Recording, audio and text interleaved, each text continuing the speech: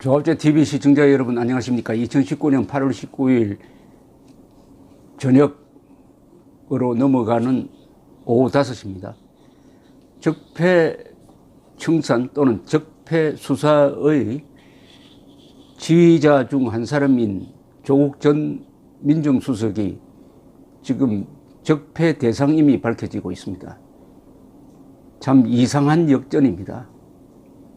우리나라에서 가장 정의롭고 가장 가슴이 뜨겁고 가장 고결한 인격을 가진 인물로 선전되었던 조국 전 민정수석이 갑자기 요 며칠 사이에 종합 비리 의혹 선물 세트라는 별명을 얻었습니다. 여기 등장하는 용어는 별도로 이 사전을 만들어 주어야 이해가 될 정도로 뭐 위장 전입, 위장 이혼, 가족 소송 사기 뭐 하여튼 그렇습니다. 오늘 새로 등장한 말이 황제 장학금입니다. 딸이 황제 장학금을 받았다고 그래요. 황제 장학금. 이러니까 이제 내로남불이 조로남불이 되어버렸습니다. 조로. 이거 자유한국당 조지현 부대변인의 성명인데, 조씨가 하면 로맨스고 남이 하면은 불륜이란 뜻인데, 저도 조씨인데 한자로는 다릅니다만 저도 도매금으로 넘어가게 생겼네요. 자유한국당 조지현 부대변인 성명을 소개하기 전에 이게 지금 국민들이 분노를 폭발시키고 있는 이유는 뭐 더 설명할 필요가 없습니다. 2년 동안 적폐 수사란 걸 하면서 억울한 사람 눈에서 피눈물 나도록 만든 사람이 이제 똑같은 처지에 몰리고 있습니다. 문재인 대통령이 법무장관에 임명한 것이 이 사단의 시작이 되었습니다. 법무장관입니다. 법무장관. 다른 장관도 아니고 우리나라에서 가장 법을 잘 지키는 사람이 앉아야 할 자리에 우리나라에서 가장 법을 우롱한 사람이 그 자리에 앉으면은 대한민국의 법치는 어디로 갑니까? 문재인 대통령이 역사에 남을 때 반드시 앞머리에는 법치 파괴자가 될 겁니다. 법치 파괴자. 어떤 정치인을 평가할 때 법치 건설자와 법치 파괴자로 나눕니다. 법치 건설자는 문명 건설자라는 뜻입니다. 가장 위대한 칭호입니다. 법치 파괴자는 정치인에게 붙일 수 있는 가장 큰 비방입니다. 가장 큰 불명예죠. 그 법치 파괴의 보조 역할을 했던 조국 법무장관 후보자에 대해서 조지현 부대변인 성명을 제가 소개를 해드리겠습니다. 조로남불의 끝판왕이다 뭐 이러네요. 조국 법무장관 후보자의 딸이 의학전문대학원에서 2차례 낙제를 하고도 6학기 동안 장학금 1,200만 원을 받은 것으로 드러났다. 장학금 수혜자들이 한 차례씩 100만 원에서 150만 원을 받은 것과 달리 낙제를 받아 유급되었던 조국 후보자의 딸은 매 학기 200만 원씩 황제 장학금을 받은 것이다. 아버지를 잘 만나면 장학금도 무한 리필되는 현실 앞에 청년들은 좌절하고 분노하고 있다. 무한 리필이랍니다. 또 정유라 이야기가 또 나오니까 이게 세상이 이제 2016년 무렵으로 회귀하고 있는 것 같습니다. 부메랑입니다. 세상이 돌고 돕니다. 그런데 이 세상을 무섭게 생각하지 않는 사람들이 많아요. 누가 압니까? 조국 다음은 문재인 차례가 될지. 70억이 넘는 금액을 사모펀드에 투자 약정할 정도로 재력가의 자제가 장학금 특혜를 받는 동안 가장 형편이 어려운 학생들은 철저하게 기회를 박탈당한 것이나 다름없다. 이것이 문재인 정권이 말끝마다 외치는 공정한 기회인가? 누구의 딸이 아니라면 도저히 일어날 수 없는 일이며 조로남불의 끝판왕이라고 할 수 있다. 과거 조국 후보자는 모두가 개천에서 용이 될 수 없고 그럴 필요도 없다고 했었다.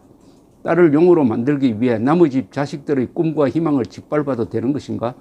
아르바이트 일자리 하나 구하기 힘든 현실로 청년들을 내몰았던 문재인 정권의 민낯이 고스란히 드러난 것이다.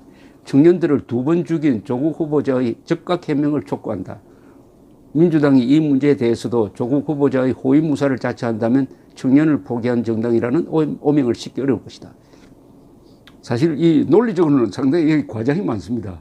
과장이 많아요. 그러나 읽어보면은 과거에 지금 여당 세력이 과거의 집권 세력에 했던 그 용어와 논법이 그냥 그대로 여기 들어가 있습니다. 완전한 부메랑입니다. 이거는 완전한 부메랑. 완전한 부메랑. 자루를 잡은 사람이 지금 칼날을 잡게 될 것 같은 느낌입니다. 그 다음에 김정재 원내대변인 자유한국당, 제목은 조국은 적폐청산의 책임자가 아니라 대상자다. 불법 사모펀드, 위장이혼, 채무변제 회피, 위장전입, 부동산 위장매매, 자녀 황제 장학금 수령까지 일반 국민은 상상도 못할 편법과 위법이 나라를 떠들썩하게 하고 있다. 다름 아닌 문정권이 그리도 적폐청산과 개혁의 적임자라 칭송하던 조국 후보자를 둘러싼 의혹들이다. 조 후보자는 청산과 개혁의 적임자가 아닌 대상자였다.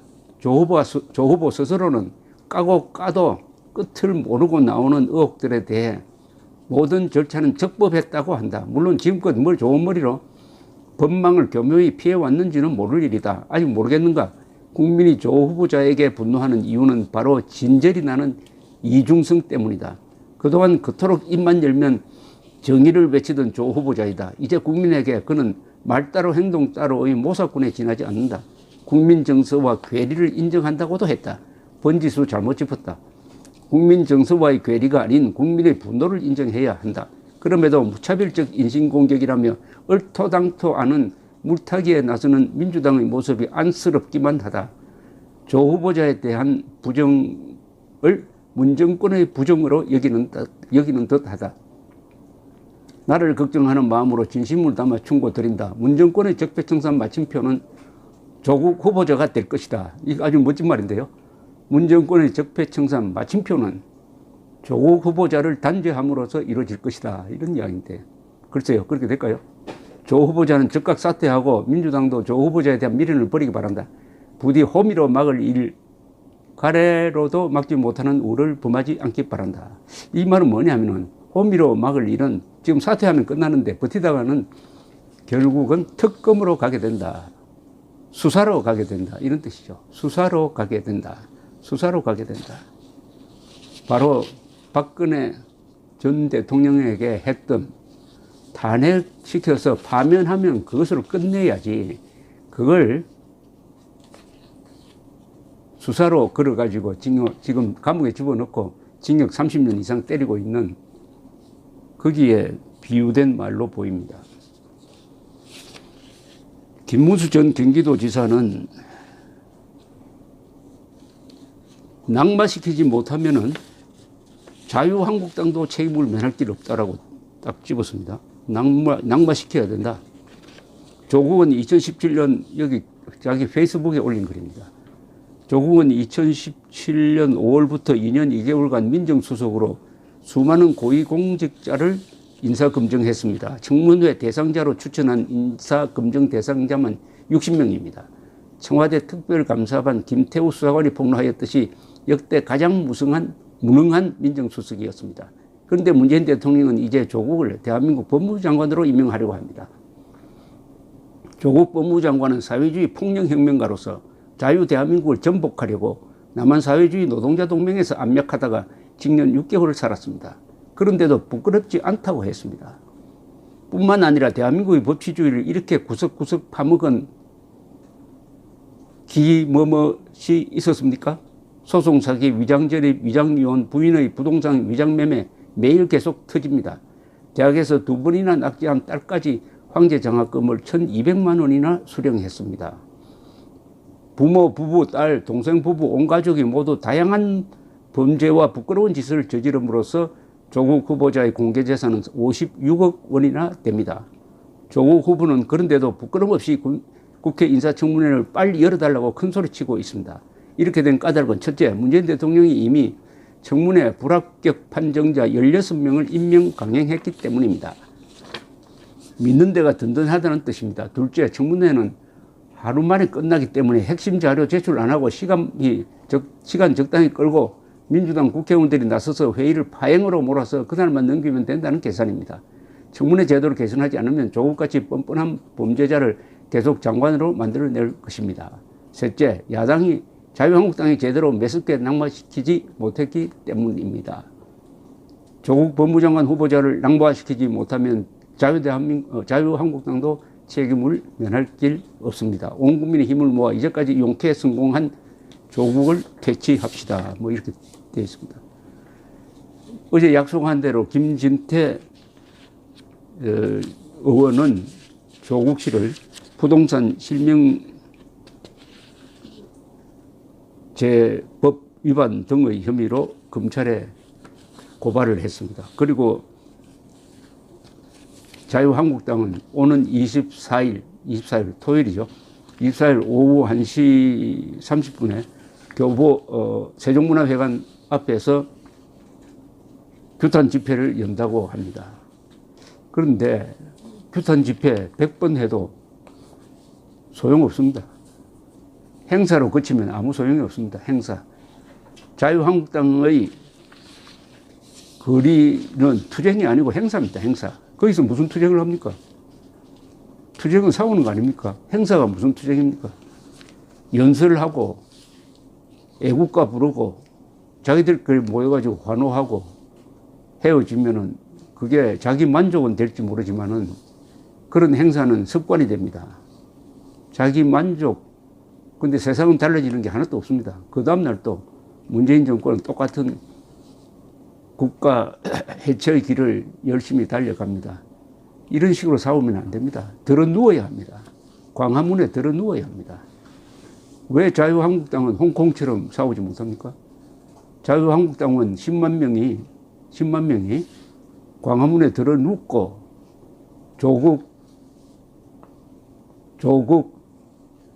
지명을